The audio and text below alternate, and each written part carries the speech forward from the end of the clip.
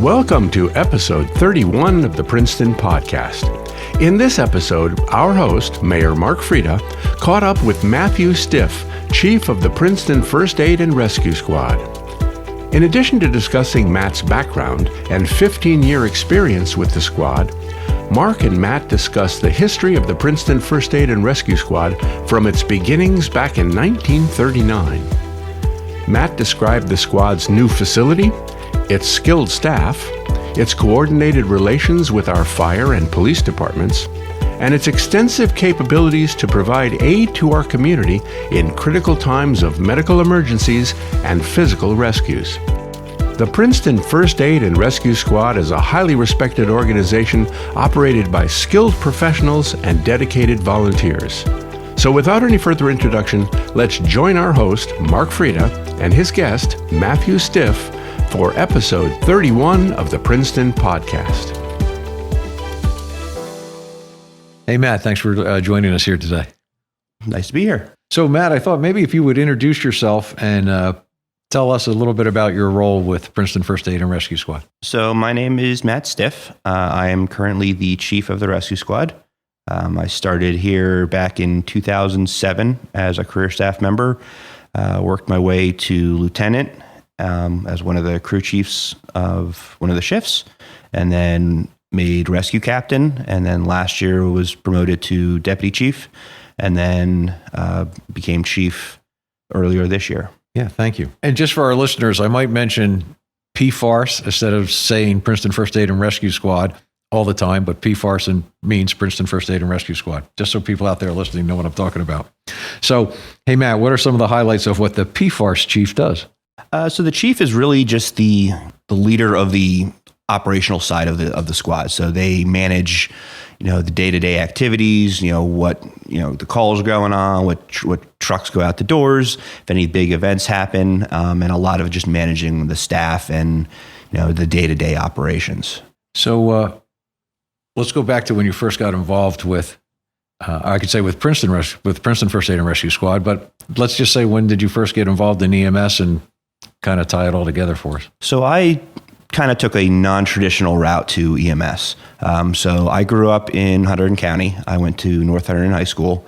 And as a senior, I really didn't have any plans on what I was doing with my life. No real, this is what I want to do. Traditionally a lot of, EMS people or, fire emergency services, I knew as a kid I wanted to do that, and that wasn't really my case. So as a senior in high school, I, got into college, declared, no major. I was just going undeclared, really no sense of what I wanted to do. And that year in high school, right before prom, my high school started the every 15-minute program, which is, Princeton High School used to do a similar program. Basically, every 15 minutes, somebody dies related to a alcohol driving incident. So throughout that day, they would pull a student out of class every 15 minutes to, signify that they, were killed in a drunk driving incident. And then at the end of the day, the junior and senior classes were brought outside. They had a big tarp over the parking lot, and they played a pre-recorded 911 dispatch, to the high school for an accident. And they pulled that tarp off, and several of the students that had been removed during the day were now acting as, people that were in that accident. And they had the full, the 911 call, the dispatch, ambulances respond, police, helicopters, fire, the whole kit and caboodle. And was, that was the first time I've ever seen something like that. And we had no idea what was going on when it started, and just that complete hush that came over the crowd. And, watching that, as soon as I saw that and, was digesting, I was like, you know what, this is something I want to do. So going into college, I was, trying to figure out what can I do to, get in emergency services for a career. So law enforcement was really the prime opportunity. There wasn't so much, paid EMS or fire up here at that point. So started looking into law enforcement, and then a friend of mine joined the local rescue squad and said that it was, a really enjoyable experience. Love the EMT stuff. So I was like, sure, I haven't done anything medical, no real experience with that, but it sounds like something that would be cool to kind of, fill the time between, while I'm in college and going to the academy for law enforcement. And from day one, just got hooked. Just loved it from my very first shift. And then as soon as I had enough time applied to Princeton for a per diem job. That lasted all of about 2 months, and then went to a full-time job and haven't looked back since. There you go. And just for people listening, when Matt refers to EMT, it means emergency medical technician. And we should also note, Matt, because in your role here with PFARS over many years, you've worked with Corner House when they've done a similar motor vehicle crash demonstration, whatever you want to call it, at Princeton High School. Correct. Yeah, they had the same program there. So again, having come into this career, having that as a driving force, when that started up here, obviously I love doing that program. I really think it makes a huge difference to the community seeing that stuff. So having, Students Against Drunk Driving, Mothers Against Drunk Driving, Corner House, all these organizations put into this stuff. I think it's a huge part to have the high schools push those programs. Yeah. All right, let me ask one more question about you, then we'll get into more about PFARS, but I always like to ask our guests, where did you grow up? So I grew up, like I said, in Hunterdon County. So I was born and raised in Clinton. I've moved various times within Hunterdon County. I'm currently in Flemington, really just getting closer to here. At one point in my career, I was out on the PA border in Hunterdon County, which was giving me about an hour and a half commute to work. So that needed to change. So moving to Flemington cut my commute into about a third. So I'm a little bit closer here to coming back and forth to work. Yeah. So Matt, why don't you tell us a little bit about what type of organization is PFARS? So PFARS has the opportunity that, emergency services in this town goes back, long before, even this country happened. So the Princeton Fire Department is really where we started. Princeton Fire started, as, the bucket brigades of, old times right around when this country was formed. So the Princeton First Aid and Rescue Squad started as a unit from Mercer Engine Company number 1. So that was the first aid unit. Princeton Engine Company number 1, just because the firefighters listening will... my apologies. Yes. So we started as the first aid unit there, and that was back in 1939. We moved over to the Princeton First Aid and Rescue Squad after we moved into our building. So the rescue company started in 1957, one of the first rescue companies in the state. And that was, once we got a boat, we had a van that was carrying some basic rescue equipment, obviously far different than what we have with our current rescue truck, but that's, where we got our start. And then we moved into the North Harrison Street address in 1963. The squad, started with a 3-bay Cadillac ambulance station over there, put the addition on for a bigger rescue truck. As vehicles continued to grow, we really kind of outgrew that building. We joked for a while, we created Tent City over there, had a number of our vehicles sitting outside under tents. We had to shuffle things around. Things were very tight in our buildings to the point where we had to have our mirrors reversed so that it would clear the bays that were designed for Cadillacs. And then we moved into our current facility in 2019, which is obviously built to the new standards of modular ambulances or new larger rescue trucks, and all of our equipment can actually, fit into the building. So that's, a huge step in the right direction, I think. Yeah. And actually the new building at 2 Mount Lucas Road, the squad's been in there 3 years and 3 days now. Oh, well, that's a happy anniversary. Just because the date's on the wall and I saw it this morning, so I know exactly when it was. That's nice. The Rescue Squad we're a nonprofit, so there's a lot of different models in the state of New Jersey about how EMS functions. Some of them are municipal based. You've got private entities like hospital-based systems. So Princeton's a completely independent organization. So we're a 501c3 nonprofit. So we don't get any direct funding from the municipality. All of our funding is primarily through donations. And that's really our lifeblood of what keeps us around, is donations from, our donors and, our, patients that are thankful for the services. Yeah. One thing, in fact, that I find really amazing in the state of New Jersey is that police services and fire services are deemed essential services, but emergency medical is not deemed an essential service, which just, not that I'm looking for a lot of comment, but it just makes no sense to me because, the EMS calls far outnumber nowadays fire calls because so much has changed with fire codes and fire prevention and everything. So it's just, the service people are most likely to use in the state of New Jersey is not considered an essential service, which impacts funding and everything. Yeah, it really is mind-blowing, and it's something that I think a lot of the general public just isn't aware of. You call 911, you don't really think of, well, who's getting this phone call and what's coming. You just automatically assume I'm going to call in my moment of need, and someone is going to come that's qualified to take care of me. And there's no guarantee for that. There's nothing. We guarantee you're going to get a police car. We guarantee you're going to get a fire truck. There's no guarantee you're getting an ambulance when you're in your moment of most need, which is, it's kind of scary. Yeah. And so just for the listeners to understand that since in New Jersey, EMS is not considered an essential service, that basically means that municipalities are not on the hook to provide that service if it doesn't already exist.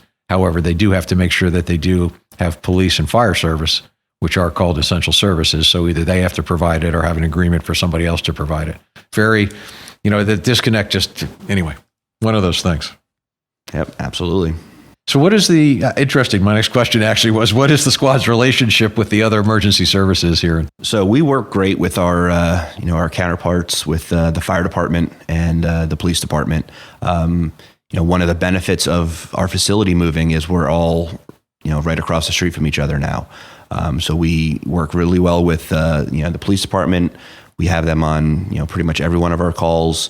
They, help us, moving patients around. They help us first response stuff.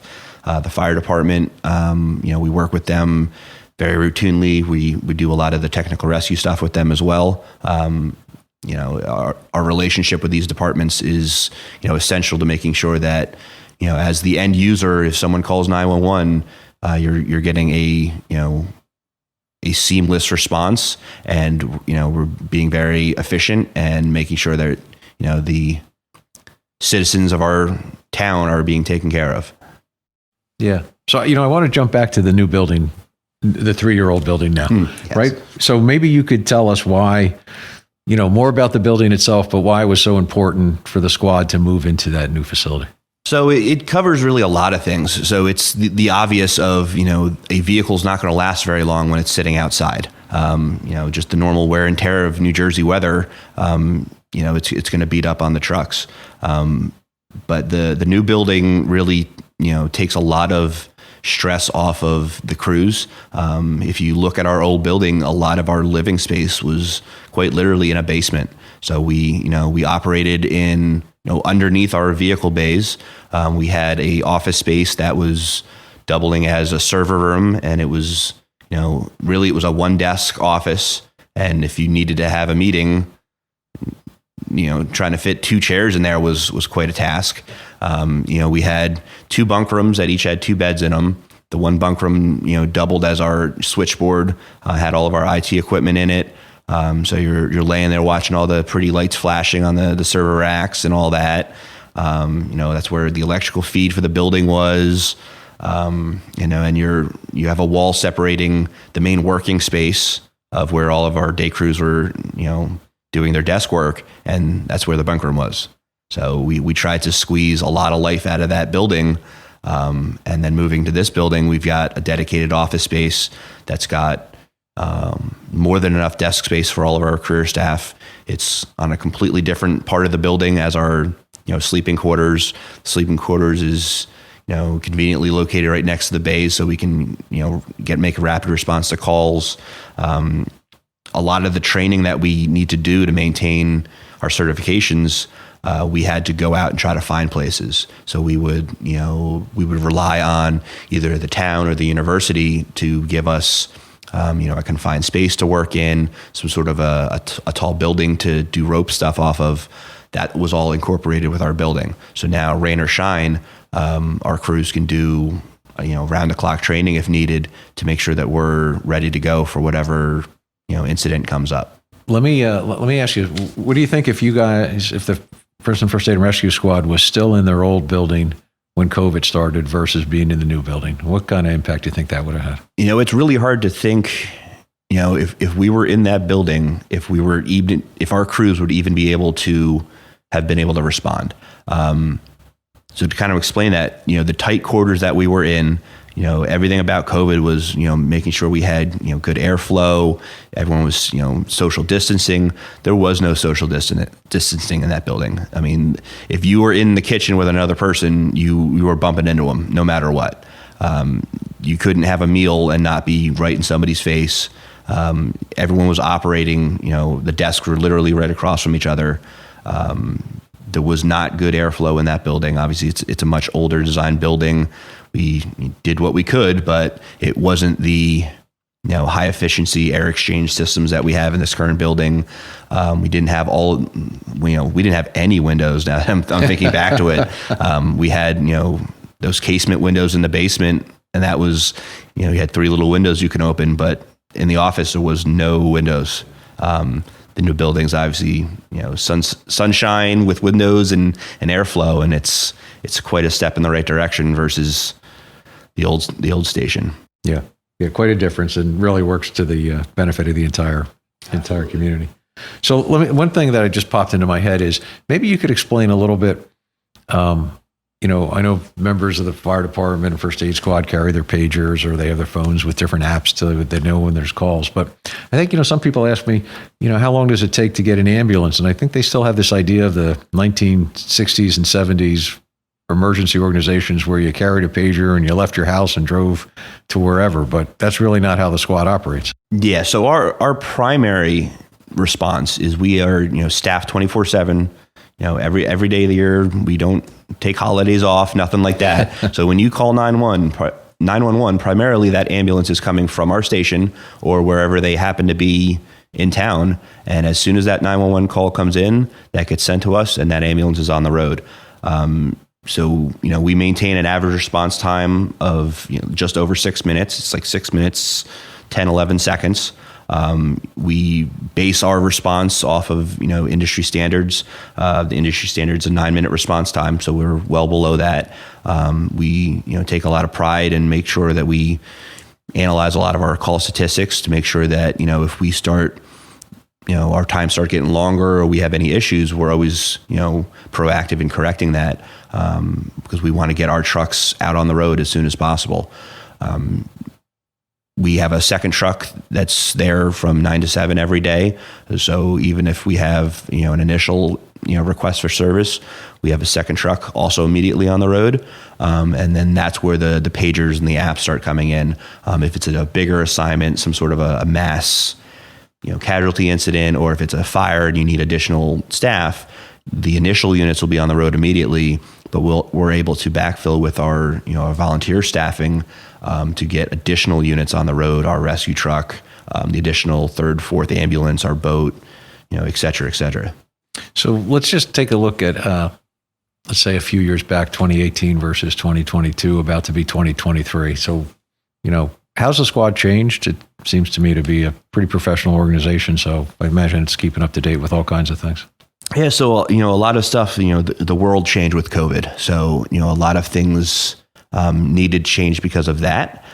So we, had some position changes. We had someone come into our ICO, our infection control officer position. That became essential to make sure that our staffing stayed on. You could see all over the news, hospitals and EMS systems just getting taxed to the max. You have one crew, get infected with COVID, that could shut your entire organization down. So luckily we had Brian Hill come in, had the training to be able to fill that position, and he made sure all of our policies were top notch, making sure that we were following the strictest masking policies. We were fortunate we didn't have any of our members actually get infected on calls with COVID.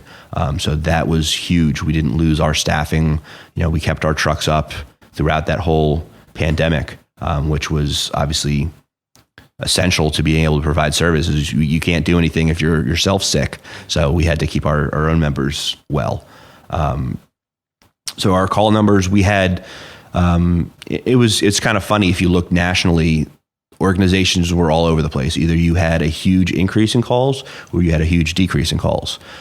With the Princeton University shutting down, a lot of people are you're taking their classes from home.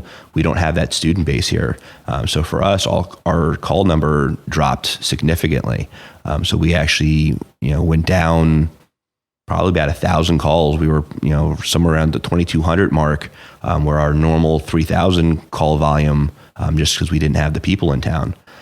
So we saw steady increases since the day we went in service, and then all of a sudden we had this huge decrease. And then this year, we're finally seeing the rebound of people getting back to normal lives, the universities getting back to more of a normal schedule. We've got athletics going on again. So we did probably about 2,500 calls last year. We're probably going to end up around the 3,000 call mark this year, which gets us back to a normal year's call volume. Yeah. So in one of your replies just a couple minutes ago, you had mentioned the heavy rescue truck, a boat.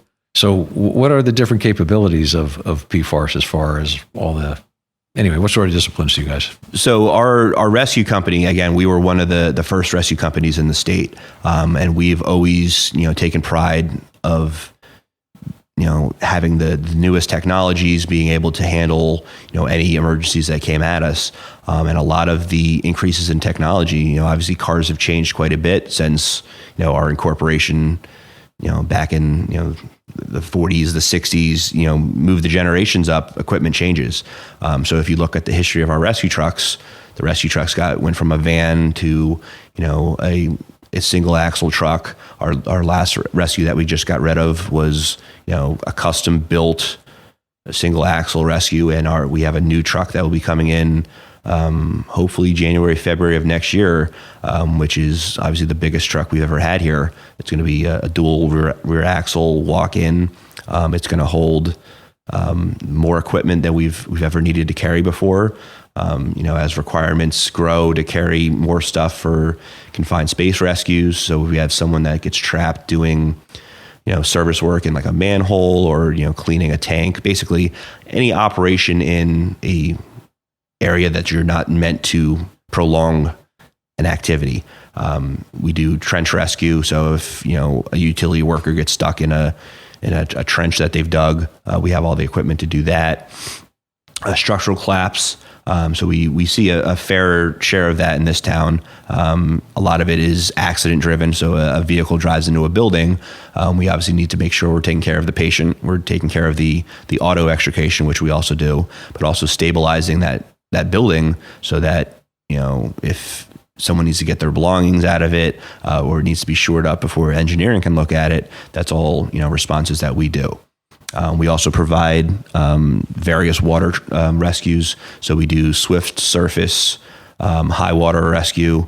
All of that has its own equipment that needs to be moved around. So we have a boat that is specifically made to do water rescues, especially with flooding. So it's got versus a traditional boat that has a propeller that spins on the back. Ours uses an intake system. So there's no actual spinning part. So we can go through very shallow water. So if, Princeton has the habit of when it floods, it becomes more or less an island. So if we need to get, patients in and out of flood zones, we have the capabilities to do that. We also do ice rescue and then various different rope rescues. So we'll do what's known as structural rope rescue. So if you are say you're doing work on your house, you're stuck on a ladder, you're stuck on some scaffolding, we'll come up, we work with the fire department, we'll use their ladder truck to create a high point to be able to access them, to, safely get them down.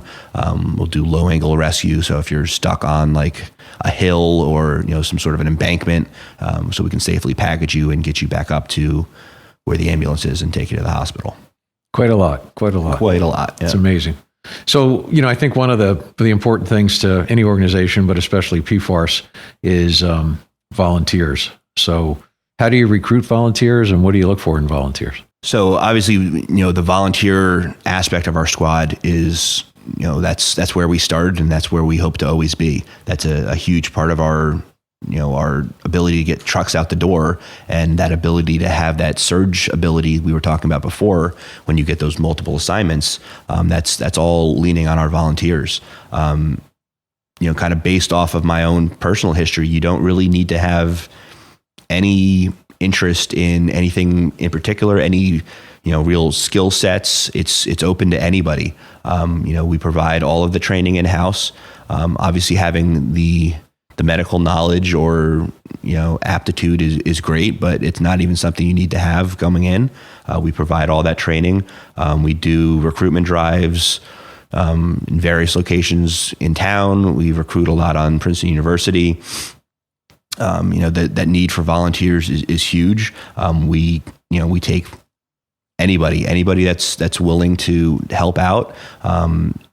We have a lot of different backgrounds. You have people that are, with accounting, they're, teachers, you name it, and they volunteer as EMTs. Rescue people, it's the same thing. It really doesn't matter what your background is. The skill sets, it's really for anybody. We love to have, in community members. We get a lot of people from the university. It works well with the university and like their medical programs.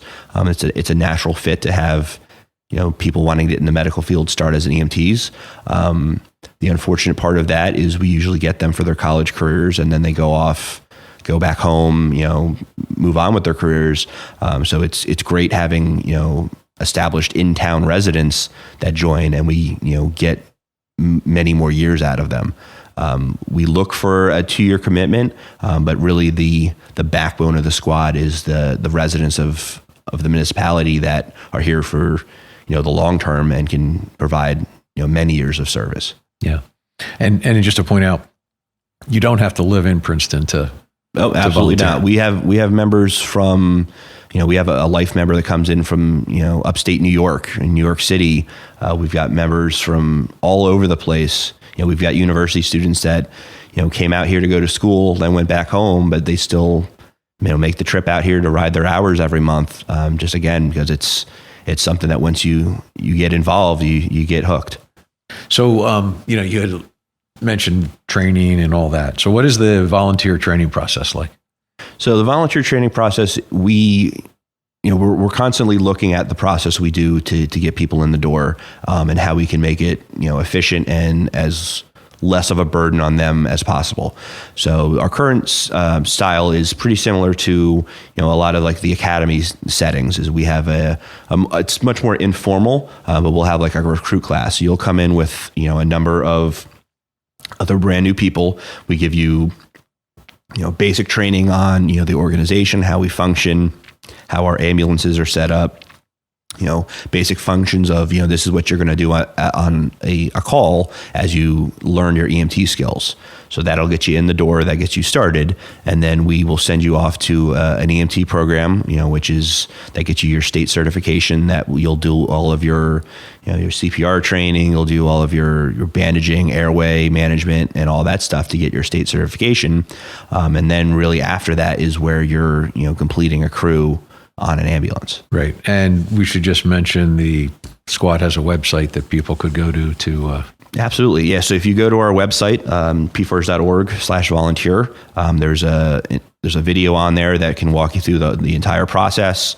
It'll tell you about the EMT class. The EMT class is really based off of It's about a 6-credit college course. That's what the equivalent is.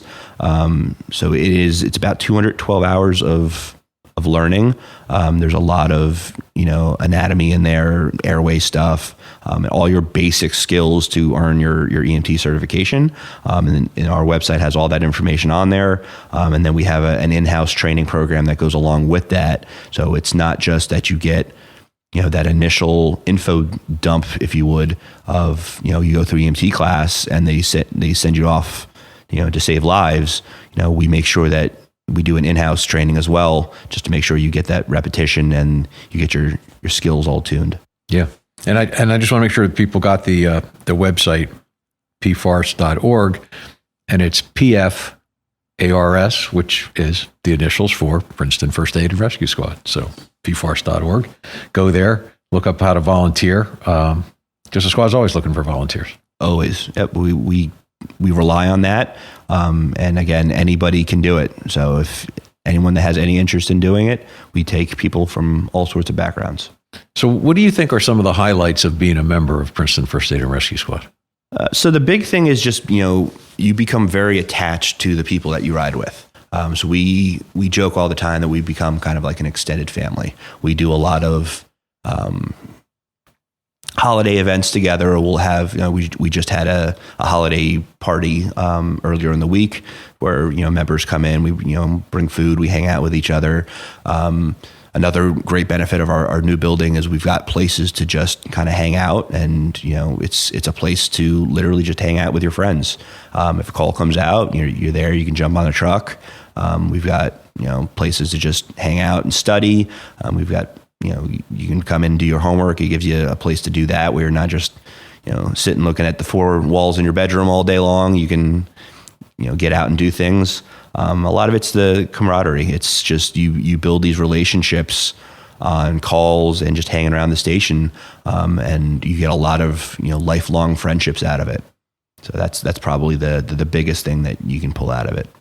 So that kind of drives me to this question. So what do you think you have personally gained from your time with PFARS? So again, when I went into this, I had no expectations of what my career was going to be. So this was a part-time thing that I was, I have an EMT cert. I like doing EMS.